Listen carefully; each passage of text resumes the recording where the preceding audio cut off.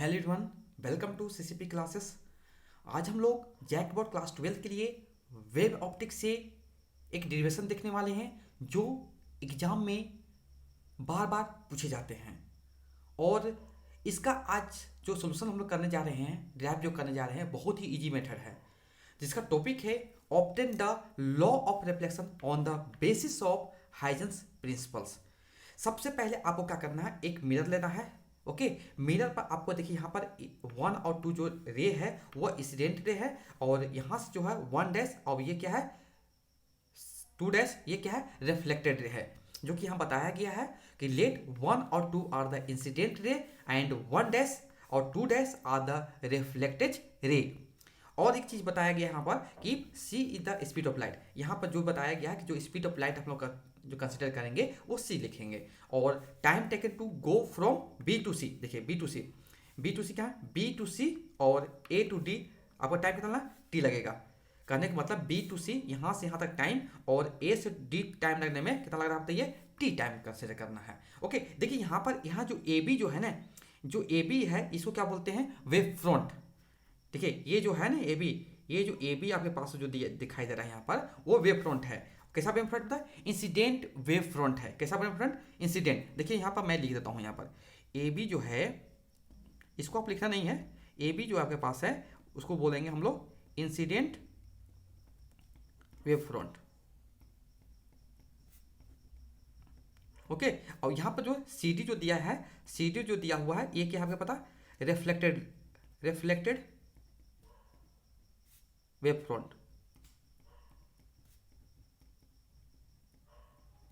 Okay, तो यहाँ पर जो ए बी है, ए बी जो है इंसिडेंट वेव फ्रंट है, और सी डी जो है रिफ्लेक्टेड वेव फ्रंट है। एक चीज और बात कंसिडर करिएगा यहाँ पर कि जो वेव फ्रंट जो होता है ना, वो हमेशा परपेंडिकुलर होता है, किसका पता, डायरेक्शन ऑफ रे। देखिए यहाँ पर जो इंसिडेंट रे जो है वो हमेशा उसका किसका परपेंडिकुलर होगा, हमेशा रे का परपेंडिकुलर होगा। कौन, वेव फ्रंट। कैसे, इंसिडेंट वेव फ्रंट भी और रिफ्लेक्टेड वेव फ्रंट भी। देखिए यहाँ पर अगर परपेंडिकुलर है तो यहाँ पर भी कितना डिग्री बनेगा, ये भी क्या हुआ, देखिए यहाँ पर भी वेव फ्रंट है और ये रे है, तो हमेशा क्या होगा, हमेशा इन दोनों के बीच में कितना डिग्री होगा, 90 डिग्री होगा। परपेंडिकुलर करने का मतलब क्या है, 90 डिग्री है। उसी प्रकार यहाँ पर देखिएगा ये आपका क्या है, रिफ्लेक्टेड है, ये भी रिफ्लेक्टेड है। तो यहाँ जो हम लोग वेव फ्रंट बनाएंगे, हाँ रिफ्लेक्टेड वेव फ्रंट बनाएंगे, वो हमेशा क्या होगा, इस पर और इस रे पर, रिफ्लेक्टेड पर हमेशा 90 डिग्री फॉर्म करेगा। माने कि यहाँ से लेके यहाँ तक कितना डिग्री होगा, 90 डिग्री होगा। और यहाँ से लेके यहाँ तक 90, देखिए यहाँ पर यहाँ देख बताता हूँ, यहाँ से यहाँ तक जो दिया हुआ है ये 90 डिग्री है, और यहाँ से जो दिया हुआ है यहाँ से भी ये 90 डिग्री है। ओके, इसे थोड़ा ध्यान रखिएगा। जैसे मान लीजिए कंसीडर कीजिए कि ये कि अगर यहाँ ये जो है, यहाँ पर ये जो लाइन रे देख रहे हैं, यहाँ पर लाइन देख रहे हैं, अब ये लाइन देख रहे हैं, इसको बोलते हैं नॉर्मल। ये क्या है बताइए, ये आपका नॉर्मल है। अगर नॉर्मल है तो अगर मैं मान लेता हूं कि अगर ये एंगल कंसिडर कीजिए, ये एंगल कितना है बताइए, ये एंगल क्या है, आई है। ये एंगल कितना है, आई है ना, यहाँ पर एंगल आई है। तो एक चीज बताइए कि ये पूरा देखिए यहाँ पर जो रे है, कौन सा रे, इंसिडेंट रे, और ये वेव फ्रंट हमेशा 90 डिग्री। ओके, तो यहाँ पर देखिए इंसिडेंट रे और वेव फ्रंट के बीच में कितना डिग्री है, 90 डिग्री। तो अगर मान लीजिए कि ये एंगल आई है तो ये एंगल कितना हो जाएगा बताइए, यहाँ पर एंगल कितना होगा, 90 डिग्री माइनस आई हो जाएगा। ओके, क्योंकि देखिए यहाँ पर आपका है इंसिडेंट रे और wave front. Okay, incident ray और वेव फ्रंट के बीच में कितना डिग्री है, 90 डिग्री। अगर ये एंगल आई है तो एंगल कितना डिग्री होगा, 90 डिग्री माइनस आई हो जाएगा। ओके, तो उसी प्रकार देखिएगा। और यहाँ पर देखिए हमेशा जो नॉर्मल जो होता है, नॉर्मल हमेशा सरफेस से, मिरर का सरफेस से कितना डिग्री बनाता है, 90 डिग्री बनाता है। यहाँ पर नॉर्मल जो है, नॉर्मल हमेशा सरफेस से 90 डिग्री, माने कि ये जो एंगल है पूरा का पूरा कितना डिग्री होगा, 90 डिग्री हो जाएगा। कितना डिग्री हो जाएगा बताइए, 90 डिग्री। अगर ये पूरा 90 डिग्री हो जाएगा, अगर उसमें से देखिए अगर ये पूरा 90 डिग्री है तो ये एंगल कितना हो जाएगा, अगर पूरा का पूरा देखिए ये यहाँ से लेके यहाँ तक कितना डिग्री है, 90 डिग्री है। ओके, यहाँ से लेके यहाँ तक कितना डिग्री, 90 डिग्री। अगर 90 डिग्री है तो अगर इसका हम वैल्यू निकालना चाहते हैं, इसका वैल्यू निकालना चाहते हैं तो कितना होगा, देखिए 90 माइनस आई। ओके, 90 माइनस आई। अगर मान लेते हैं कि टोटल एंगल कितना है बताइए, ये जो है यहाँ पर नॉर्मल और यहाँ जो सरफेस से कितना डिग्री है, 90 डिग्री। अगर उसमें से हम इस एंगल को माइनस कर देंगे तो मेरा क्या आ जाएगा, देखिए क्या हो जाएगा, 90 माइनस 90 प्लस एंगल आई। क्या हो जाएगा, प्लस माइनस कैंसिल एंगल आई। तो यहाँ पर कितना हो जाएगा, ये एंगल आपका क्या बचेगा, आई बच जाएगा। ये जो एंगल यहाँ से यहाँ तक कंसिडर जो कर रहे हैं वो कितना हो जाएगा, एंगल आई हो जाएगा यहाँ पर। ओके, उसी प्रकार देखिए अगर मान लीजिए कि ये एंगल को आप क्या कर लीजिएगा, इस एंगल को आर मान लीजिएगा, एंगल ऑफ रिफ्लेक्शन। ओके, तो ये देखिए ये क्या है, ये आपका पास रिफ्लेक्टेड रे है और ये क्या है, रिफ्लेक्टेड वेव फ्रंट है। हमेशा दोनों के बीच में कितना डिग्री होगा, 90 डिग्री। अगर ये एंगल आर है तो ये एंगल कितना हो जाएगा, ये एंगल कितना हो जाएगा बताइए, एंगल क्या होगा, 90 डिग्री माइनस एंगल आर हो जाएगा।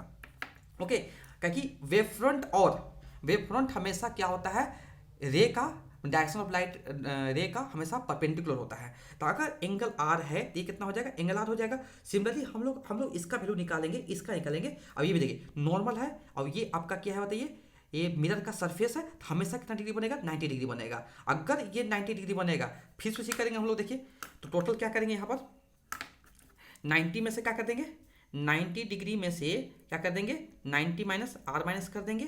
तो क्या आ जाएगा, 90 माइनस 90 प्लस आर, क्या हो जाएगा, प्लस माइनस कैंसिल, क्या हो जाएगा, आर हो जाएगा। ये देखिए आपको करके दिखाना नहीं है, ये एक्चुअली मैंने रफ करके सिखाया हूँ, ये करना नहीं है। तो कितना बचा, आर हो जाएगा यहाँ पर, ये कितना हो जाएगा, आर हो जाएगा। ओके, यहाँ तक हम लोग किसी को प्रॉब्लम नहीं होना चाहिए। अब देखिए यहाँ से एक चीज़ है कि देखिए अभी मैं बताया था कि टाइम इज टी, देखिए T is the time taken to go from B to C. अब देखिए बी टू सी, देखिए बी से सी टाइम टी लगा है और ए से डी कितना है, टाइम टी लगा है। तो मैं यहाँ क्या करता हूँ ना कि पहले हम फ्रॉम टाइम कैसे निकालते हैं बताओ, बी टू सी निकालते हैं।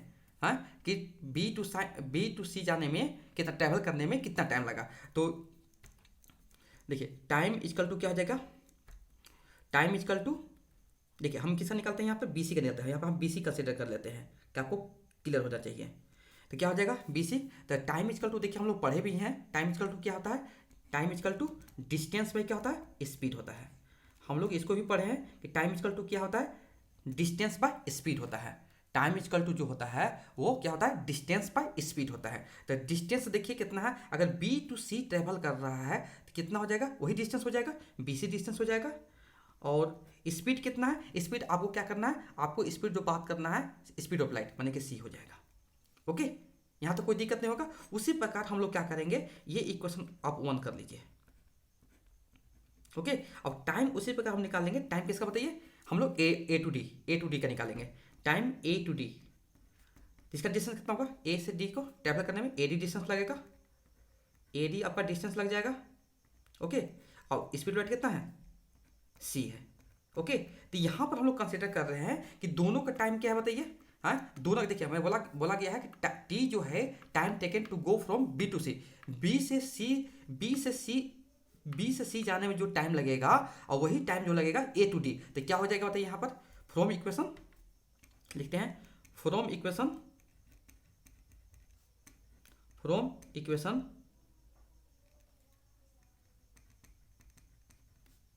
1 एंड 2। ओके, तो क्या देख रहे हैं, time B C equal to क्या है बताइए, टाइम ए डी है। ओके, तो यहां से देखिए क्या करेंगे कि बी सी बाई क्या हो जाएगा, C equal to A D by C क्या हो जाएगा, कैंसिल। तो यहां से हम लोग कंसिडर करके चल रहे हैं, क्या आ गया, बी सी इक्वल टू क्या हो गया, ए डी आ गया। इक्वेशन नंबर क्या हो जाएगा, ये थर्ड इक्वेशन हो जाएगा। ओके, आपको यहाँ तक प्रॉब्लम नहीं होना चाहिए, बहुत ईजी मेथड है। यहाँ पर देखिए दो यहाँ से हम लोग कंसिडर करें, टाइम किसने बीसी का टाइम निकाल लिए, टाइम एडी का निकाल दिए, दोनों इक्वेशन इक्वेट कर दिए, क्योंकि time BC equal to time AD आपको यहाँ पर गिवन में मैं बता चुका हूँ कि time is a time taken to go from the B to C A to D. Okay, अब उसके बाद हम लोग यहाँ पर देखिए कंसिडर करते हैं कि देखो बीसी किस टाइम आ रहा है, जो बीसी जो यहाँ पर जो कंसिडर कर रहे हैं बीसी, तो बीसी किस टाइम आ रहा है, देखिए बीसी इस टाइम आ रहा है, किस टाइम आ रहा है बताओ, बीसी जो आ रहा है, ये देखिए बीसी जो ट्रायंगल में इस टाइम आ रहा है। ओके, यहाँ पर देखिए बी है, यहाँ पर देखिए ए है, उसके बाद यहाँ पर सी है। अब देखिए इस एंगल क्या है बताओ, बी ए सी में ये जो एंगल है कितना डिग्री है, ये एंगल कितना है, 90 डिग्री है। ओके, उसी प्रकार देखेंगे हम लोग यहाँ पर कि ए डी किस टाइम आ रहा था, ए डी जो ट्रायंगल में आ रहा है आपके पास, ए डी किस टाइम आ रहा था, ए डी इस टाइम आ रहा है, माने ए डी सी में ए डी यहाँ पर सी। अब एंगल कितना है बताइए, यहाँ पर आर दिया हुआ है एडीसी ट्रायंगल में, ये जो एंगल कितना दिया है आर दिया हुआ है। ओके, और यहाँ से देखते हैं हम लोग बात करते हैं कि इन ट्रायंगल